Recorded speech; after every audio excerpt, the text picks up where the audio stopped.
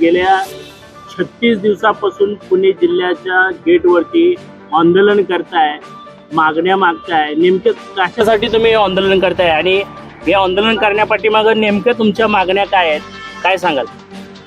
खरं म्हणजे महाराष्ट्राच्या विविध भागातून उपजीविकेसाठी पुणे जिल्ह्यात आणि खेड तालुक्यात वास्तव्यात असलेली जी काही 5,000 बेघर लोक आहेत, अशा या 5,000 बेघर लोकांना राहण्यासाठी मौजे चांदूस तालुका खेड जिल्हा पुणे या गावाच्या गावठाणापासून 500 मीटर अंतराच्या बाहेर येत असलेली शासनाच्या मालकीची सरकारी जमीन, ज्याचा की गट नंबर 591, 474 आणि 142 या सरकारी जमीनवर 5,000 बेघर लोकांना राहण्यासाठी हक्काची 1 गुंठा जागा देण्यात यावी, त्यांना त्या ठिकाणी घर देण्यात यावं. या मागणीच्या अनुषंगाने साधारणतः 2018ला मुख्य मागणी आमची फक्त सर्वे नंबर, गट नंबर आणि गावाच्या नावासह पुढे आली. परंतु हे आंदोलन मुळातच 2012 पासून चालू आहे. 2012 पासून 18 पर्यंत गट नंबर, सर्वे नंबर कुठलंही काही फायनल नव्हतं. पण 2018च्या नंतर ही प्रक्रिया गट नंबर, सर्वे नंबर, गावाच्या गावठाणापासून असलेली जमीन ही सर्व प्रक्रिया बाहेर आली, समोर आली.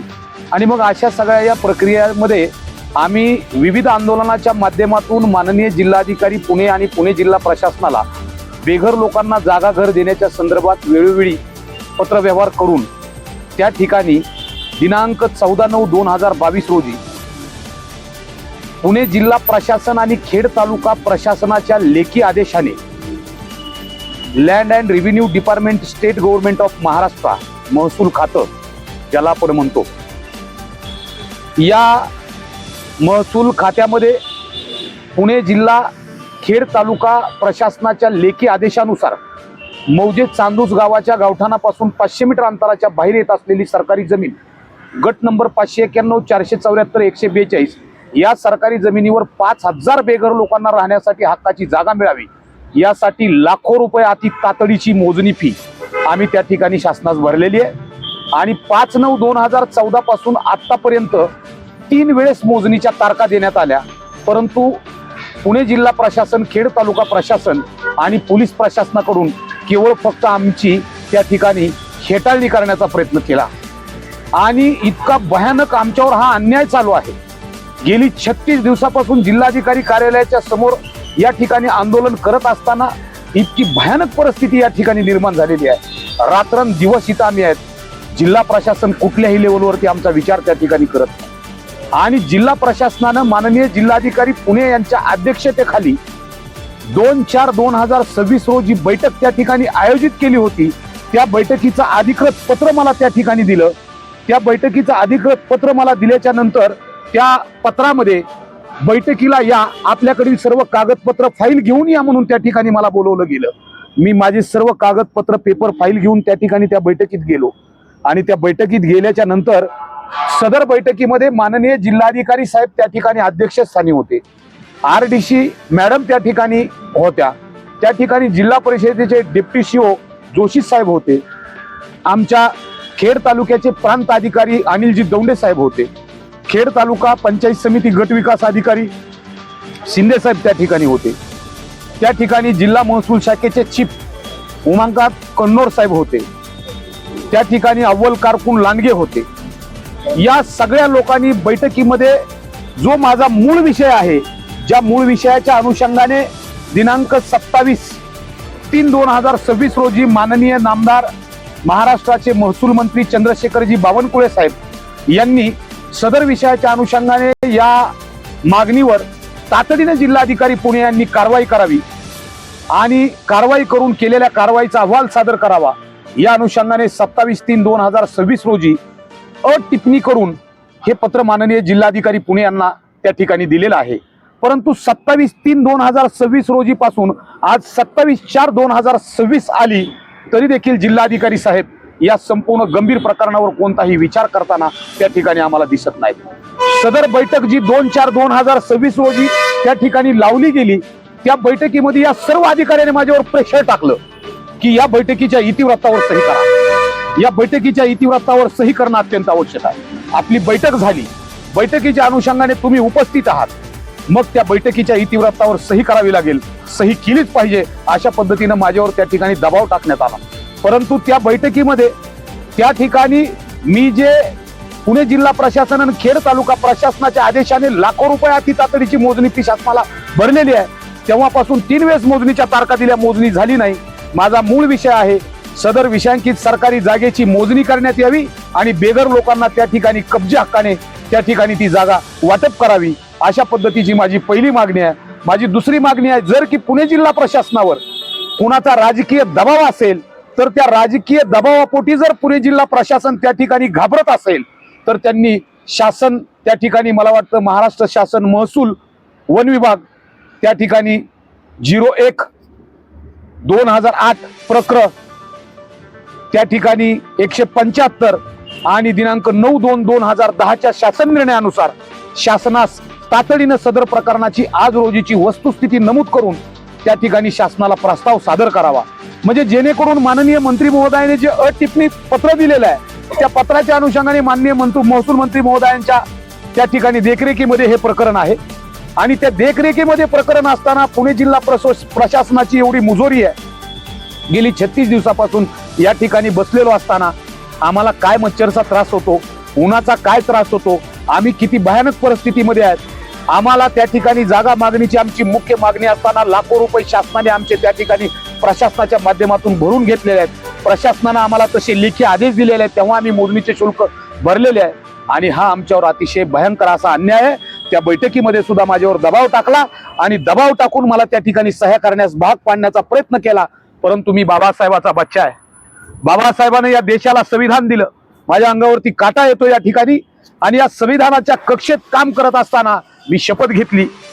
डॉक्टर बाबासाहेब आंबेडकरांची माझ्या आयुष्यातली पहिली जयंती आहे, ज्यात 14 एप्रिल 2026 रोजी मी आंदोलनाच्या ठिकाणी या ठिकाणी बसून राहिलो. मला माझ्या बाबासाहेबाच्या जयंतीमध्ये जाता आलं नाही, त्या ठिकाणी मी जाऊ शकलो नाही, मी जयंतीच्या कार्यक्रमात सामील होऊ शकलो नाही. इतका अन्याय या पुणे जिल्हा प्रशासनानं माझ्यावर 14 एप्रिलला सुद्धा केला. 14 एप्रिलला त्या ठिकाणी जयंतीचा कार्यक्रम असताना संपूर्ण देश बाबासाहेबाच्या नावे त्या ठिकाणी जयंती आणि दिवाळी साजरी करतोय. माझा समाज त्या ठिकाणी आज बाबासाहेबांमुळे न्याय हक्काच्या उंबरठ्यावर आहे, त्यांचे अधिकार मागतोय आणि एवढा मोठा भयानक प्रसंग माझ्यावर या जिल्हाधिकारी जिल्हा प्रशासनानं आणला. 14 एप्रिलला मला जयंती जाऊ दिलं नाही, कुठलंही मला लेखी दिलं नाही, कुठलंही माझ्या मागणीच्या अनुषंगाने विचार केला नाही. मला फक्त आपल्या माध्यमातून एकच प्रश्न विचारायचा आहे की गेली 2022 पासून 14/9/2022 पासून महाराष्ट्र सरकार या गोरगरीब लोकांचे लाखो रुपये अति तातडीचे मोजणीचे पैसे भरलेले लाखो रुपये वापरतंय. मग हे पुणे जिल्हा प्रशासन इतकं शांत काय? आमच्यावर दलितावर होणारा अन्याय आम्ही किती दिवस सहन करायचा? आम्ही दलित समाजाचे आहेत म्हणून 36 दिवस इथं बसलोय. दलित समाजाचे असल्यामुळे आमच्याकडे या ठिकाणी लक्ष दिलं नाही जात नाही का, असा प्रश्न या ठिकाणी मनात पडलेला आहे. कारण लाखो रुपये मोजणीची फी भरायची, 3 वेळेस मोजणीच्या तारखा द्यायच्या, संबंधित जमीन मोजणी करायची नाही, केवळ फक्त आश्वासनं द्यायची आणि आमच्यावरती दबाव टाकायचा की इतिवृत्तावरती सह्या करा, पेपरवरती सह्या करा आणि आम्ही सह्या नाही केल्या की आमच्याकडे दुर्लक्ष करायचं.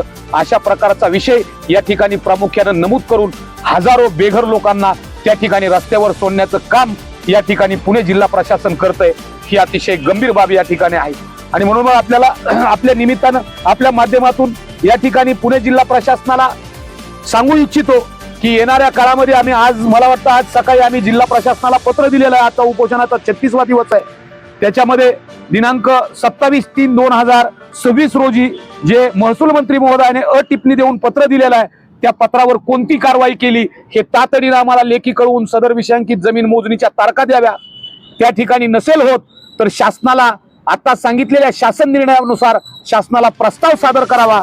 अन्यथा दिनांक 5/4/2026 रोजी पासून हजारो लोकांच्या उपस्थितीमध्ये या ठिकाणी जिल्हाधिकारी कार्यालय पुणे आणि विभागीय आयुक्त कार्यालय पुणे या कार्यालयाच्या समोर हजारो बेघर माता बंधू भगिनींना, दलित बांधवांना घेऊन घंटानाद आंदोलनासह साखळी त्या ठिकाणी अमरण उपोषण करण्यात, बेमुदत अमरण उपोषण करण्याची नियोजन आम्ही आखलेलं आहे आणि त्या पद्धतीनं मला वाटतं की मी त्या ठिकाणी आज पत्र जिल्हा प्रशासनाला त्या ठिकाणी दिलेलं आहे आणि याच्यामध्ये मी नमूद केलेलं आहे की दोन्ही कार्यालयाच्या समोर आम्ही 5 तारखेपासून उपोषण करू, बेमुदत उपोषण करू, अशा पद्धतीचं निवेदन मी त्या ठिकाणी दिलेलं आहे.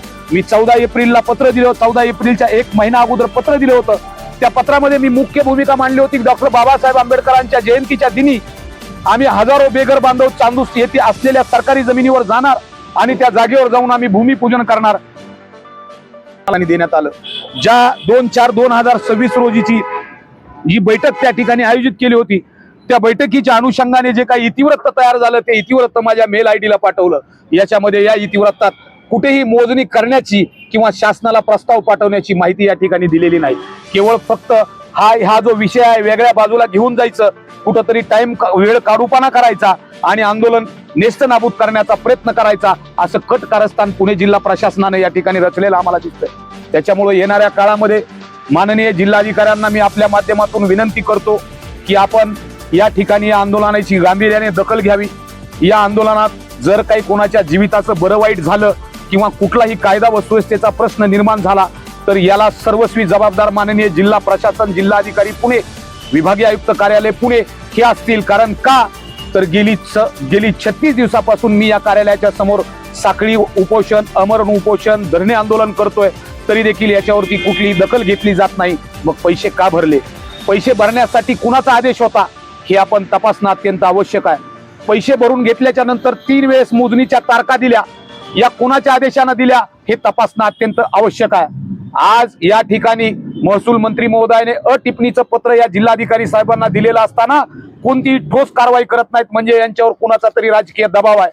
परंतु या दबावापोटी जर समजा या प्रकरणाला दाबण्याचा प्रयत्न पुणे जिल्हा प्रशासनानं केला तर निश्चितपणानं 5 तारखेपासून सकाळी 5 तारखेला सकाळी 11 वाजल्यापासून हजारो लोक या ठिकाणी उपस्थित राहतील, घंटानाद आंदोलन करतील. गेली 36 दिवसापासून संविधानाच्या कक्षेत संविधानिक मार्गाने आंदोलन करतोय. आता सहनशीलता संपत चाललेली आहे आणि एकदा का ही सहनशीलता संपली तर या ठिकाणी कुठलाही अनुचित प्रकार घडला, या ठिकाणी कुणाच्या जीवितास काही धोका निर्माण झाला तर याला सर्वस्वी जबाबदार पुणे जिल्हाधिकारी, पुणे जिल्हा प्रशासन असेल. याची नोंद पुणे शहर पोलीस, बंड गार्डन पोलीस स्टेशन प्रशासन यांनी सर्वांनी घ्यावी. याला सर्वस्वी जबाबदार शासन आणि प्रशासन असेल. एवढं बोलतो आणि या ठिकाणी थांबतो. क्रांतिकारी जय भीम.